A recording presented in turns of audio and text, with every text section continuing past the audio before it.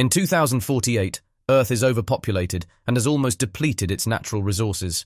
The government initiates a genetic modification program for 14 soldiers to send them to Saturn's moon, Titan, to start a new civilization. These volunteers and their families are moved to a private neighborhood with luxurious modern houses. Rick, a former pilot, is one of the volunteers. He brings along his wife, Abigail, a doctor, and their son, Lucas. Dr. Collingwood, the head of the program, has high hopes for Rick because he once survived for 3 days in the Syrian desert after being shot down without food or water, proof of his survival skills. Both Rick and Abigail joined the program for their son's future, but Abigail confesses to Collingwood that she worries Rick might get seriously ill.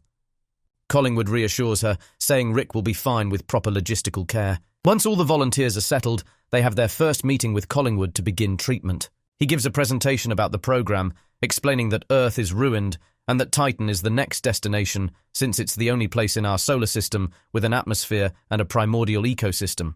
However, Titan has liquid methane rain and an atmosphere rich in nitrogen that humans cannot breathe, with temperatures too cold for survival. Therefore, instead of terraforming Titan, the government decided to genetically modify humans to adapt to Titan's natural environment. One volunteer worries that their bodies might not withstand the process, but Collingwood explains that clinical trials have been successful, though they cannot guarantee everyone will survive.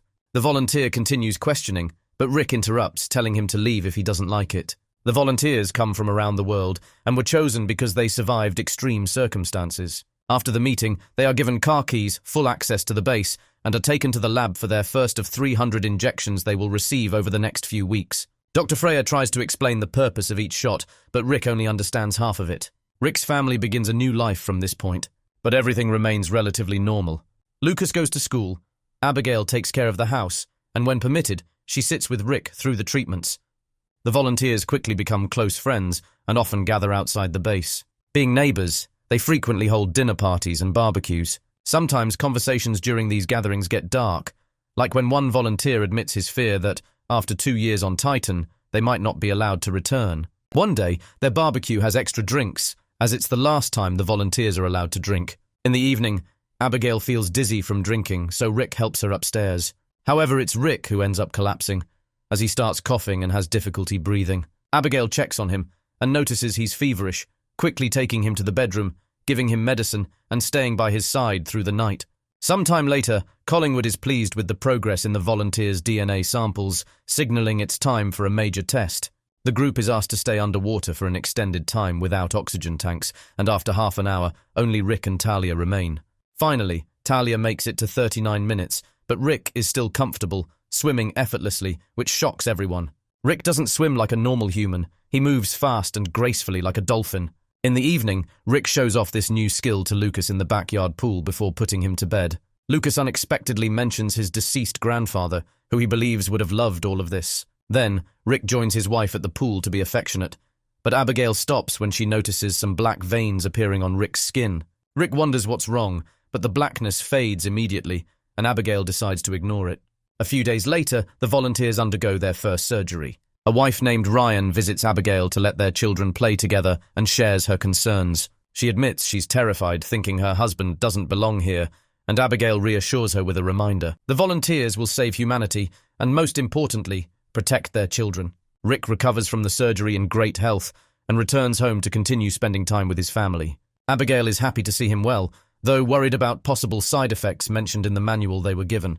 That night, Abigail wakes up to find the bed empty. Rick is in the kitchen, icing his skin because he feels very hot. Abigail prepares a larger bucket of cold water for him, and Rick challenges her to a small game.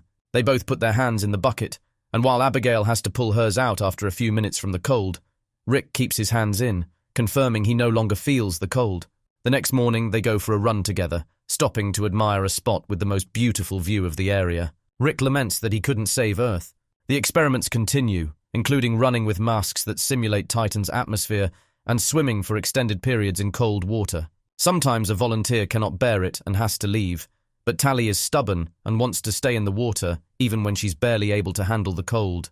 To help her, Rick teaches Tally to meditate underwater. One afternoon after testing, the volunteers are in the showers and Rick notices he's losing hair. Callie confirms it's happened to her too. Suddenly they hear a scream and discover a woman having a seizure and vomiting blood. Doctors rush in but are unable to save her, and the group witnesses their first death among themselves. Later that day, the volunteers gather to discuss the incident.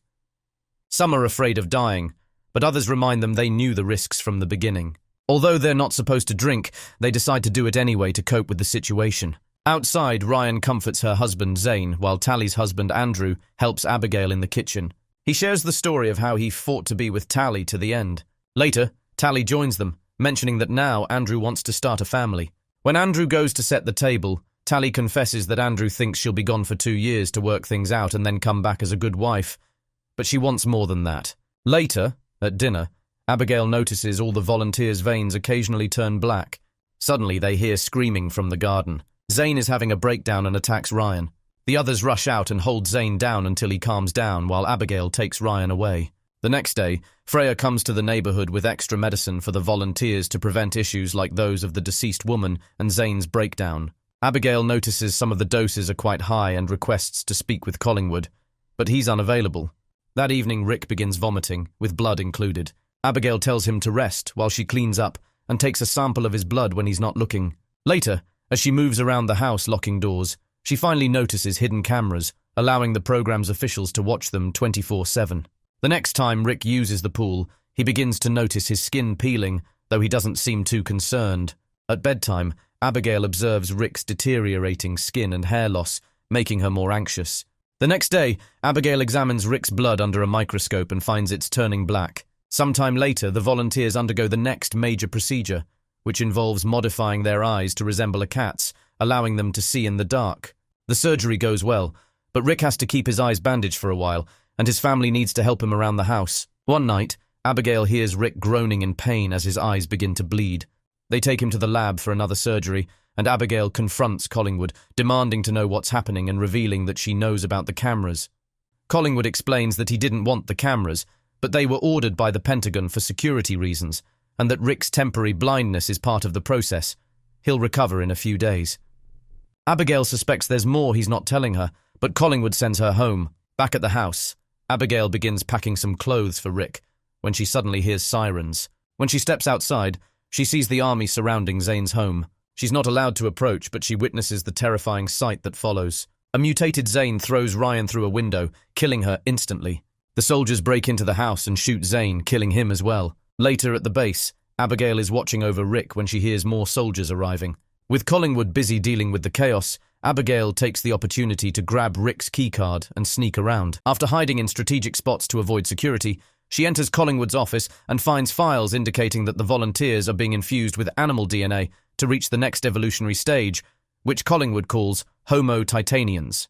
Meanwhile, Collingwood meets with Colonel Solano and NASA officials, who want to shut down the program, calling it unproven science. They argue that the volunteers are becoming violent, which is veering into criminal territory rather than space exploration. The last people who attempted such experiments were the Nazis. Colonel Solano wants the experiment out of his base, but Collingwood and his advisor point out that the defense ministers have the final say, so they're not leaving unless ordered. After the meeting, Freya also tries to tell Collingwood they should stop, but he dismisses her. When Rick is sent home, Collingwood accompanies him, explaining that his sight will return in 24 hours. They miscalculated the brain's ability to process enhanced senses, and Zane's mind simply overloaded, but a new surgery could fix things. Abigail finally snaps and demands the truth. Collingwood admits they're injecting animal DNA into the volunteers and acknowledges her concerns, although he reminds her they always knew there would be risks. Rick must undergo this new procedure to survive. Abigail is distressed to hear this and keeps her distance for a while. A day later, Rick removes the bandages and confirms his vision is restored. Rick also shaves his head to avoid bald spots. When night falls, he discovers he can see every detail in the darkness, and impressed, calls Collingwood to confirm he'll proceed with the treatment, while his family remains home. All the volunteers undergo the surgery, but many complications arise and most of them die in the end. Only Rick and Talia survive, both healthy. The next day, Andrew, Abigail, and Lucas visit Rick and Talia, shocked to see they've mutated into creatures that communicate only through tactile contact and are low frequency inaudible to humans. Rick places his hand on the glass separating them, making Abigail cry, and she sobs even more when Collingwood hands her Rick's wedding ring. In a few days, Talia and Rick will depart for Titan, but meanwhile, they are allowed to stay home. Rick struggles to wear human clothes, and when Abigail tries to help, Rick accidentally hits her. He tries to check on her, but Abigail is now so terrified of him that she instinctively pulls away from his touch. Rick spends most of his time in the pool, feeling more comfortable there than in the house. One night, after putting Lucas to bed, Abigail looks outside and sees Talia entering the garden with her hands covered in blood. Rick seems unfazed and approaches Talia so they can communicate through strange tentacles that emerge from their fingers. At that moment, the army arrives in the neighborhood and discovers Andrew dead in the shower. They approach Abigail's house, forcing her to run upstairs and hide with Lucas. The soldiers shoot Talia with tranquilizers, needing multiple shots to knock her down. However, as they draw closer, Talia reveals she's awake and uses her tentacles to kill one of the soldiers. The others immediately open fire, killing her.